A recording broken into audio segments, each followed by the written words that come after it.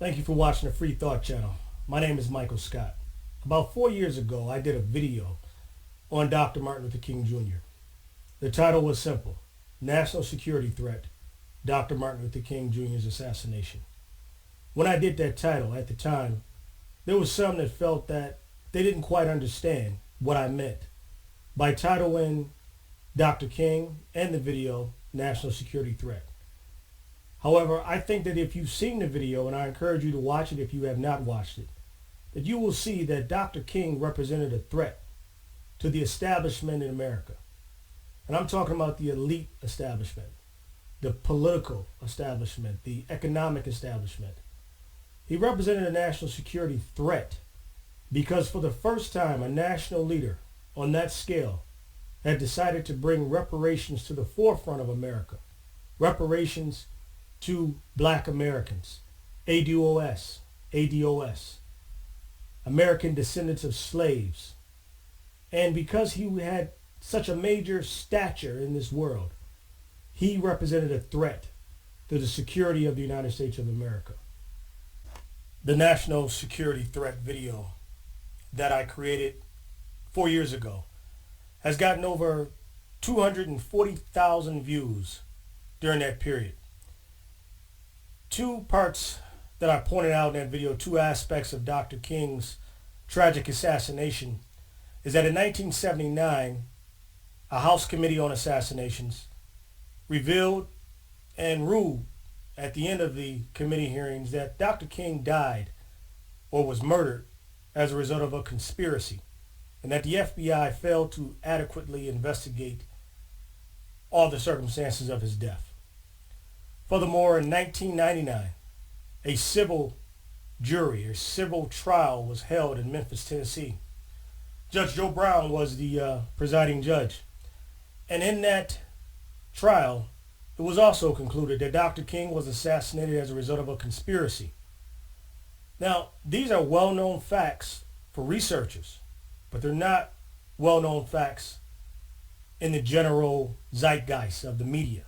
This is not discussed whenever they talk about Dr. King and his legacy, or during his birthday celebration, or anything related to civil rights. The fact that the leader of the civil rights movement was murdered by assassination, concluded by a congressional committee, concluded by a civil trial, that this heinous act was done. And to this day, no one has been held responsible for that assassination.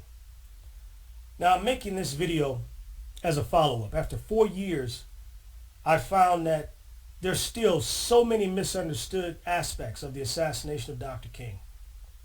And within the last 2 years, some more revealing evidence has been brought forth by a well-known author and friend of Dr. King, Dr. William Pepper, who's also an attorney, in his book, The Plot to Kill King. In this short video today, I'm going to discuss that video, that book, and some of the aspects of the assassination of Dr. King, because, to be blunt, his murder, his assassination, has become even more horrible, even more ghoulish, if you will, of how this man was taken from us. Taken from us because he decided to stand up for not just civil rights, not just human rights, not against the wars in Vietnam, but he decided to stand up for the American descendants of slavery, Black people in America. See, that's the reason why Dr. King was murdered, is because economics was his final chapter, if you will. And before he had a chance to complete that chapter, he was taken from us. I must confess that that dream that I had that day has at many points turned into a nightmare. Now, I'm not one to lose hope. I keep on hoping. I still have faith in the future. But I've had to analyze many things over the last few years, and I would say over the last few months. I've gone through a lot of soul-searching and agonizing moments. And I've come to see that we have many more difficult days ahead, and some of the old optimism was a little superficial, and now it must be tempered with a solid realism. Dr. William Pepper, friend of Dr. King, attorney who helped the King family in the civil trial of 1999, who is a writer of several books regarding the life of Dr. King, has written, like I indicated, a new book, relatively new, 2 years. And the title of the book is The Plot to Kill King. If you don't have this in your library, you need to get it. Because to me, this is by far the best work on Dr. King's assassination. It's the best work because it doesn't sugarcoat it. It doesn't try to paint the lone nut conspiracy theory that we've seen painted on many leaders who have been assassinated. Robert Kennedy, John F. Kennedy, and others. Dr. King was assassinated by the elite in this country because he represented a threat. This is why I named the video from 4 years ago, National Security Threat. But what's even more diabolical about this video is that his assassins were so cunning, were so detailed in ensuring that on that fateful day, April 4th, 1968, that he would be dead no matter what. And so one of the things revealed, which is extremely troubling, about the death and assassination of Dr. King in this book, The Plot to Kill King, is that William Pepper describes in great detail, utilizing sworn depositions, of how when Dr. King arrived at St. Joseph's Hospital, that he was still alive. He was critical. He was critically wounded. But the sworn depositions explain from a witness of the event of how Dr. King, while laying on the emergency room bed, table, whatever, that while the surgical staff were rushing to try to save this man's life, that the chief surgeon, Dr. Bream Bland, I believe his name is, he came into the room with two other men in suits, and they instructed everyone to leave the emergency room where Dr. King was. And they began to rip out the tubes that were assisting him in stabilizing his life, the little life that he had left. And then the nurse, who's talked about in this deposition, described how once everyone was just about out of the room, she turned around because she heard a disturbing noise. She heard the noise of people gathering saliva in their mouth, the three people rather, that were left in the room, and spitting on Dr. King's wounded body. And then she said she saw and she witnessed the chief surgeon at St. Joseph's Hospital in Memphis, Tennessee, take a pillow and put it over Dr. King's head and smothered him to death. They finished the job. This is how you know the conspiracy runs deep. This is not some fairy tale. This is not something made up by people who can't accept the fact that this man is gone. No. This is evidence of how things work at that level. When this man decided, against the good wishes of all of his fellow civil rights peers, the Big Six, people that had the NAACP and the Urban League, all of these individuals who came out in Dr. King's later life against him. See, that's what they don't talk about. That in 1967 and 66, leading up to 68, Dr. King, his popularity was really falling in the United States.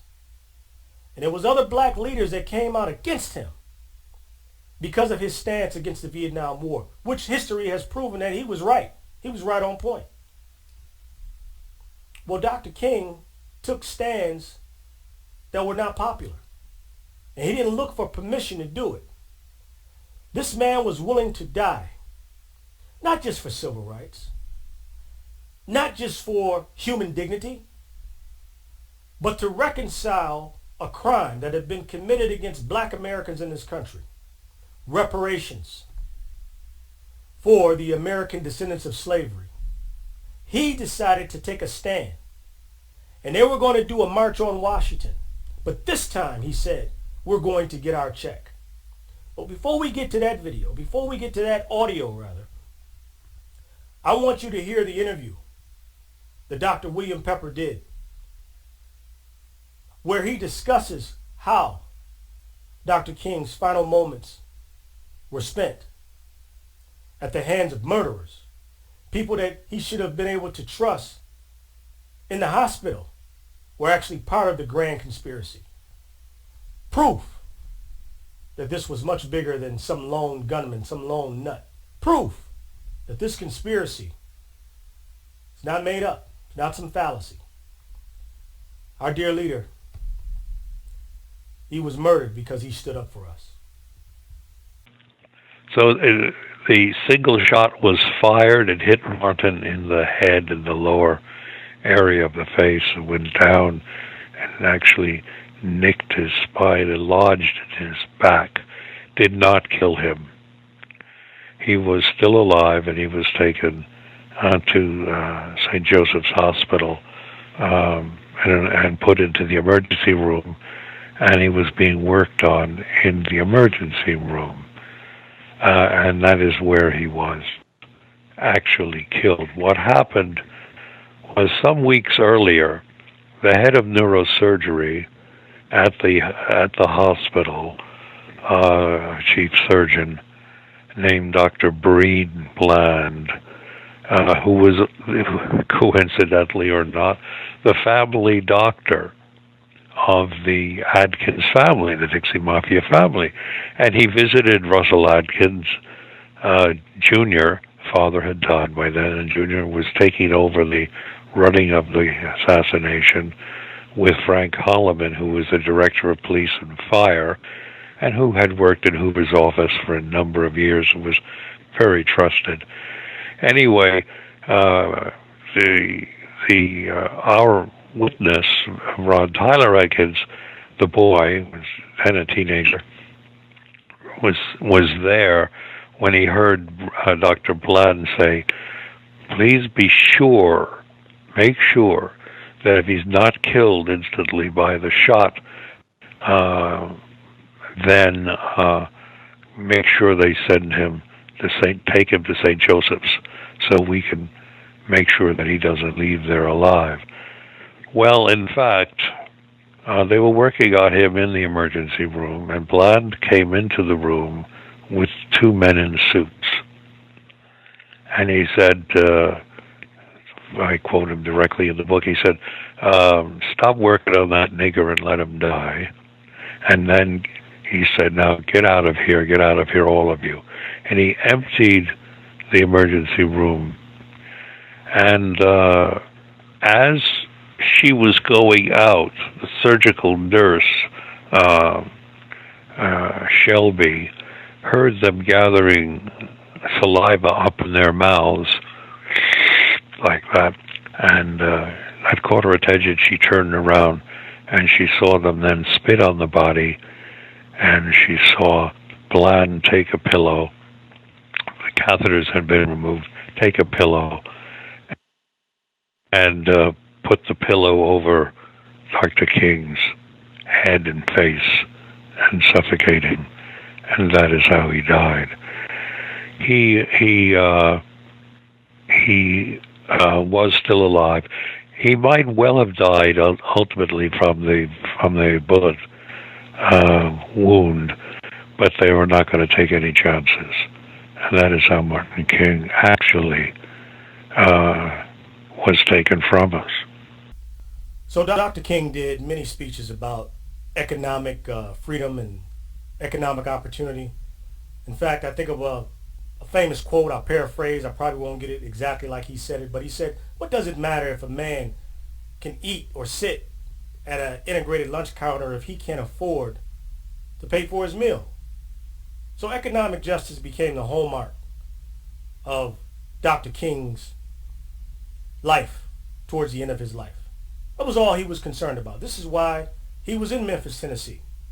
He was marching with sanitation workers who were not being treated fairly, were not being paid right, and he wanted them to get the justice they deserve as men. Well, again, the particular audio that I'm going to show you, I believe it was in the SCLC office here in Atlanta that he actually gave this talk. But Dr. King did a great, in the speech or talk, it's probably no more than a minute or so, but he did a great explanation on why and how the United States government could and should be obligated to make ADOS, the American Descendants of Slaves, whole in this country.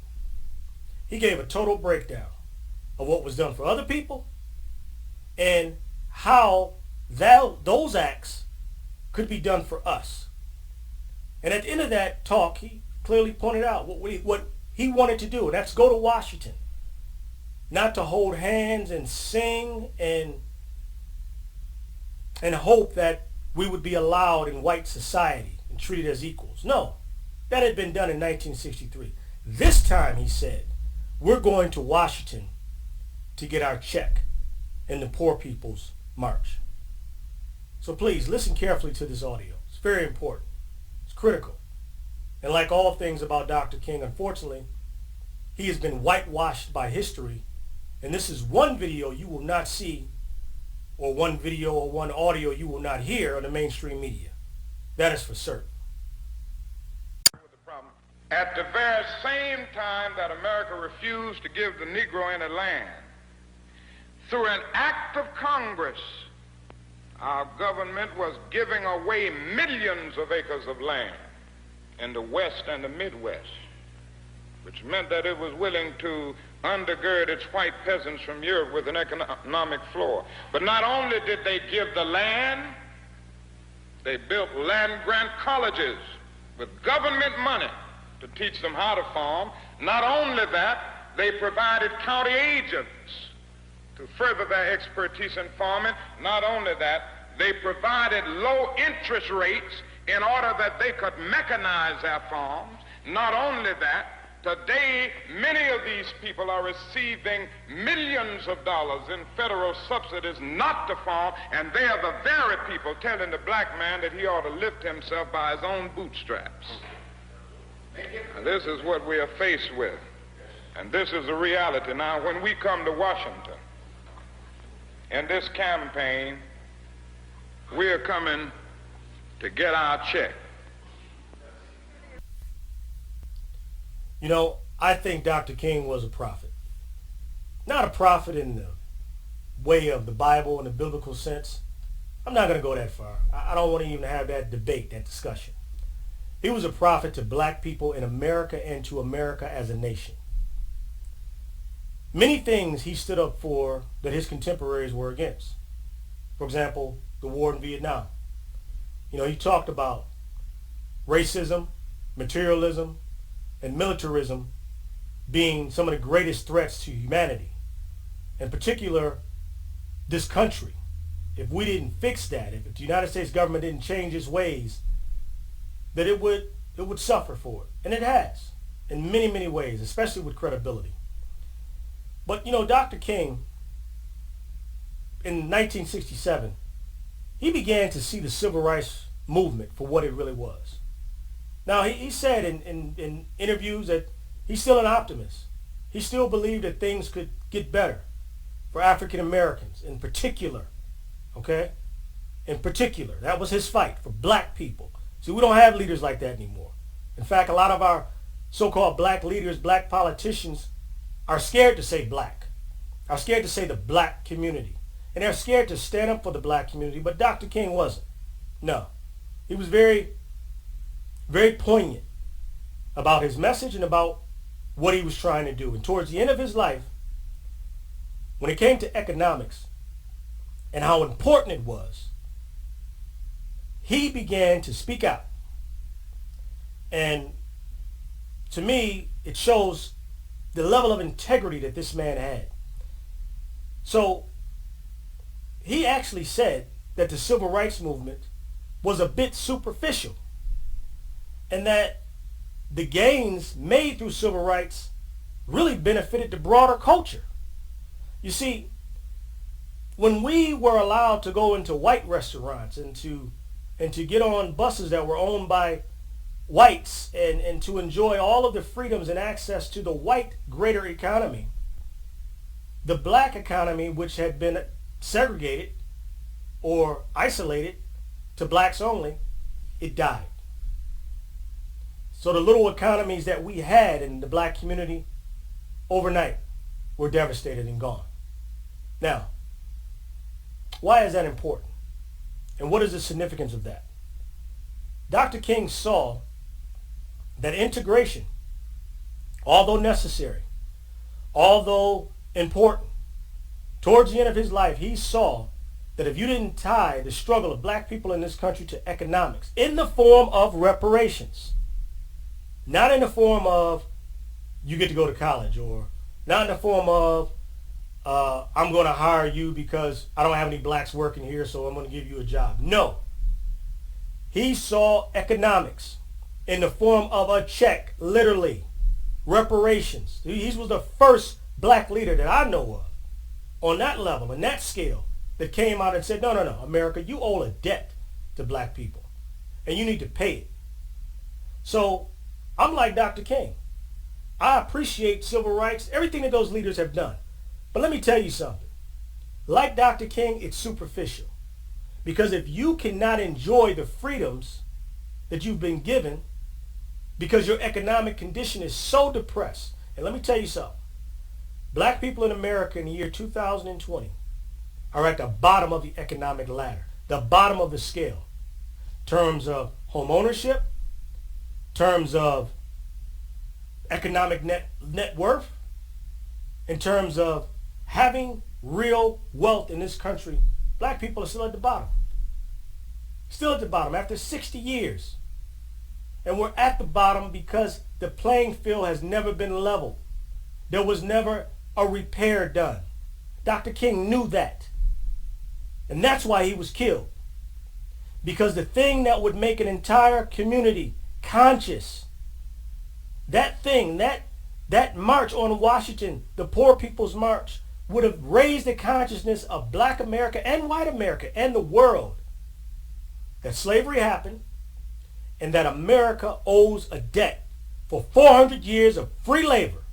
Free labor. 400 years of men and women being treated like cattle and given no compensation. This is a fact. You can read any history book and know that we were promised, black people in America, reparations, 40 acres and a mule. Because they were, even as racist as it was in the 1800s after the Civil War, even they knew and understood that these people can't be made whole until we correct them with economic means. Dr. King was raising that argument back to the forefront after 100 years, right? From 1865 or 1866 to 1966. And because of that, he was assassinated by government officials as a policy decision, a domestic policy decision, because he was a national security threat. And that just goes to show you that although civil rights was great and we celebrate it, it really didn't mean much. How can you say that, Michael? How can you say civil rights didn't mean much? Look at the condition of black people now and compare the stats to how black people were 60 years ago. We have made no gains. In fact, there are more black people in prison right now than there ever was before. In fact, the United States makes up 5% of the world's population, yet we have 25% of the world's prisoners. And most of them look like me, black and brown. 70 to 80% of the inmates in this country, the prisoners, people that are locked up, are black people. Economically, I think it was Forbes that came out with an article that discussed the net worth of black America. it was dismal compared to whites. Whites, the average white family had over $100,000 of net worth. The average black family, literally, and I'm not making this up, I'll attach the article in the video, less than $100 of net worth when you take in consideration everything after debts are paid. This is what Dr. King was fighting for in his last moments, and this is why he was assassinated. I want to thank you for watching the Free Thought channel. I want to thank you for watching the video, The National Security Threat, Dr. Martin Luther King Jr. If you haven't seen that video, please click below. It'll be in the links. Look at the video. I appreciate your support. Please subscribe to this channel. Thank you.